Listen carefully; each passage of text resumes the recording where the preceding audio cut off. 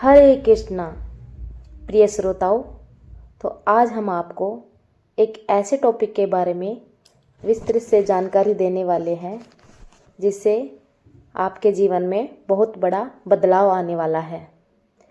तो श्री कृष्ण कहते हैं कि अच्छे लोगों के साथ बुरा क्यों होता है। चलिए इस टॉपिक पर हम एक छोटी सी कथा को श्रवण करते हैं। द्वापर युग का समय था। एक छोटा सा गांव था, वत्सनगर। वहाँ एक ब्राह्मण रहता था, धर्मशील। नाम के अनुसार वह सत्यवादी, दयालु, अत्यंत पुण्यशील था।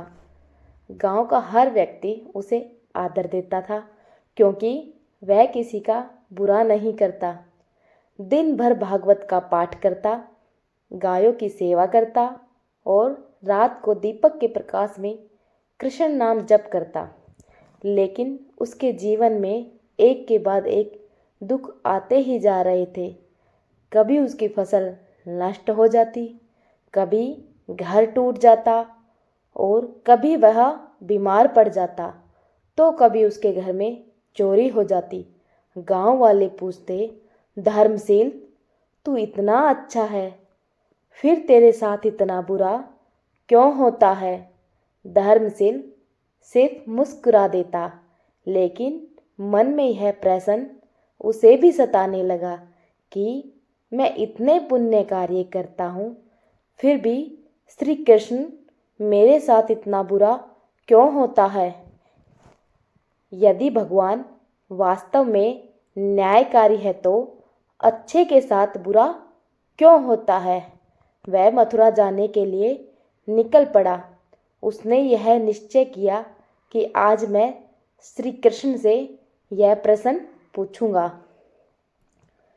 वह श्री कृष्ण के सामने पहुंचा और चरणों में गिरकर बोला, प्रभु, मैंने कोई बुरा कर्म नहीं किया, फिर मेरे जीवन में दुख ही दुख क्यों आते हैं? अच्छे लोगों के साथ बुरा क्यों होता है? कृष्ण मुस्कुराए। उनकी मुस्कान में पूरा ब्रह्मांड छिपा था। उन्होंने धर्मशील का हाथ पकड़ा और बोले, आओ, आज मैं तुम्हें यह सत्य दिखाऊं जो देखने में कम लोग सक्षम होते हैं। तो श्री कृष्ण भगवान ने उनको पहला दृश्य दिखाया, कर्म दर्पण का। कृष्ण उसे योग बल से एक दिव्य स्थान पर ले गए और कहते हैं यह स्थान कर्म दर्पण कहलाता है। धर्मशील ने देखा, उसके वर्तमान जन्म से पहले एक जन्म में उसने अनजाने में एक साधु का भोजन बिगाड़ दिया था। दूसरे जन्म में उसने किसी को, गरीब को कर्जा दान दिया, लेकिन कठिन शब्दों से अपमानित भी किया था।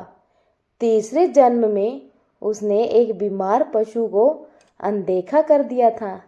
ये भारी पाप नहीं थे, लेकिन सूक्ष्म कर्म थे जिनका लेखा कहीं न कहीं बाकी था। कृष्ण बोले, धर्मशील, तुम्हारी आत्मा पवित्र है, इसलिए इन सूक्ष्म कर्मों का फल तुम जल्दी भोग कर अपने पथ को निर्बल बना रहे हो। दूसरा दृश्य, बचाव का रहस्य। कृष्ण ने आगे कहा, अब देखो जो तुम नहीं देख पाए। धर्मशील ने देखा, जिस दिन उसकी फसल नष्ट हुई थी, उसी दिन उसके घर के पास एक विषधारी सांप छिपा था। यदि वह खेत में जाता तो उसकी मृत्यु निश्चित थी, इसलिए खेत की फसल नष्ट हो गई। जिस दिन चोरी हुई थी, उसी रात एक दीवार गिरने वाली थी। अगर वह चोरी नहीं होती तो वह परिवार सहित वहीं सोता रहता और दीवार गिरने से समस्त परिवार खत्म हो जाता। जब वह बीमार पड़ा, उसी समय वह यात्रा पर जाने वाला था, वह जहाँ डाकुओं ने लोगों को मार दिया था। कृष्ण ने प्रेम से कहा, तुम्हें यह सब बुरा लगता था, लेकिन वास्तव में मैं तुम्हारी रक्षा कर रहा था। श्री कृष्ण ने तीसरा दृश्य धर्मशील को दिखाया, आत्मा की परीक्षा। श्री कृष्ण बोले, प्राणियों के बीच एक नियम है, जिस आत्मा को ऊपर उठाना होता है पहले उसकी परीक्षा ली जाती है। अच्छे लोगों की परीक्षा इसलिए होती है क्योंकि उनके भीतर महानता पहले से होती है। फिर कृष्ण ने कहा, जैसा सोना भट्टी में तपकर चमकदार होता है, वैसे ही पुण्य आत्माएं संकटों से निखरती है। धर्मशील के नेत्र भर आए और श्री कृष्ण ने अंतिम उपदेश दिया, दुख क्यों आता है। कृष्ण के उसके कंधे पर हाथ रखकर कहा, पवित्र आत्माओं के साथ बुरा इसलिए होता है क्योंकि या तो पुराने कर्मों से मुक्त करना होता है, या भविष्य के बड़े दुखों से बचाना होता है, या फिर उन्हें भीतर से उज्जवल बनाना होता है। अच्छे लोगों को दुख कोई दंड नहीं होता, उनकी तेजस्विता को बढ़ाने का उपाय है। दुख कभी तुम्हारे खिलाफ नहीं, दुख तुम्हें तुम्हारे ही पक्ष में बदलने आता है।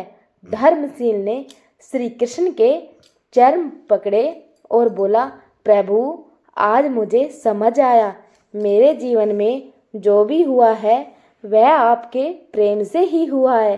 कृष्ण मुस्कुराए, जिसे मैं प्रेम करता हूँ उनकी राह कठिन बनाता नहीं, बल्कि उसे ऊंचा उठाता हूँ। तुम्हारा हर दुख तुम्हें मेरे और करीब लाने का मार्ग है। तो इस कथा से हमें यह संदेश मिलता है कि अच्छे लोगों के साथ बुरा इसलिए होता है क्योंकि उनका कर्म, भविष्य और आत्मा सब एक दिव्य योजना से जुड़ा है। भगवान परीक्षा उन्हीं की लेते हैं जिनमें क्षमता और प्रकाश सबसे ज़्यादा हो। जो आज बुरा दिखता है वह कल सबसे बड़ा वरदान बनकर सामने आता है। राधे राधे। अगर आपको यह वीडियो और मेरे द्वारा कही हुई हर बात अच्छी लगी हो तो कमेंट में राधे कृष्ण अवश्य लिखना और वीडियो को लाइक और चैनल को सब्सक्राइब जरूर करना। राधे राधे।